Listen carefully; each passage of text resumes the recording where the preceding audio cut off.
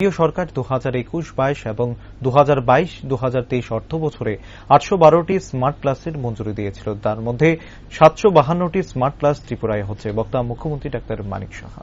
শুক্রবার রাজধানীর বনেদি স্কুল উমাকান্ত একাডেমিতে রাজ্যের 752টি বিদ্যালয়ে স্মার্ট টিভি বিতরণের আনুষ্ঠানিক উদ্বোধন করেন মুখ্যমন্ত্রী ডাক্তার মানিক সাহা। উপস্থিত ছিলেন শিক্ষা অধিকর্তা চাঁদনী চন্দন সহ অন্যান্যরা। মুখ্যমন্ত্রী ভাষণ দিতে গিয়ে বলেন, মাধ্যমিক এবং উচ্চ মাধ্যমিক বিদ্যালয়ে 746টি এবং 8টি প্রাথমিক বিদ্যালয়ে এই স্মার্ট ক্লাস চালু হচ্ছে। সেখানে ইন্টারেক্টিভ প্যানেল সহ ল্যাপটপ থাকবে। সব মিলিয়ে 2.5 লক্ষ থেকে 2,78,000 টাকা খরচ হবে।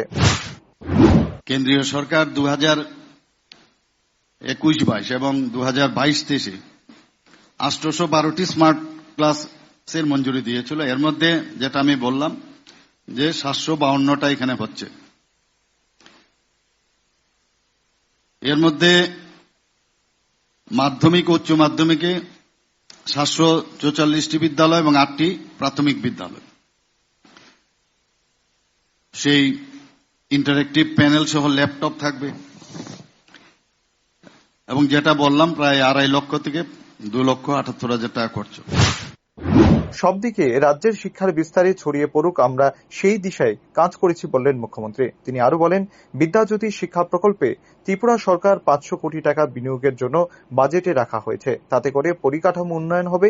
মুখ্যমন্ত্রী বলেন, বিদ্যাজ্যোতি বিদ্যালয়ের মুখ্য উদ্দেশ্য হচ্ছে পরিকাঠামোগত উন্নয়ন, মনকে প্রজ্বলিত করা এবং শিশুদের প্রস্ফুটিত করা। আমরা চাই যে এখানে সব দিকে শিক্ষার যে বিস্তার সেটা ছড়িয়ে পড়ুক এবং সেই দিশায় আমরা কাজ করছি।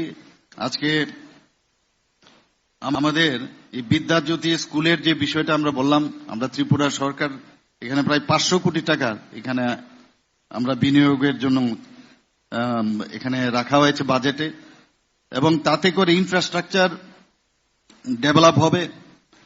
এবং বিদ্যাজ্যোতি স্কুলের মেইন যে বিষয় সেটা হচ্ছে ইনফ্রাস্ট্রাকচার। 3টা বিষয়, একটা হচ্ছে ইনফ্রাস্ট্রাকচার ডেভেলপমেন্ট, একটা হচ্ছে মনকে প্রজ্বলিত করা, এবং লাস্ট যেটা শিশুদের প্রস্ফুটিত করা। এই 3টা বিষয়ের উপর ভিত্তি করে বিদ্যাজ্যোতি স্কুল এখানে আমরা ত্রিপুরাতে আমরা স্টার্ট করেছি।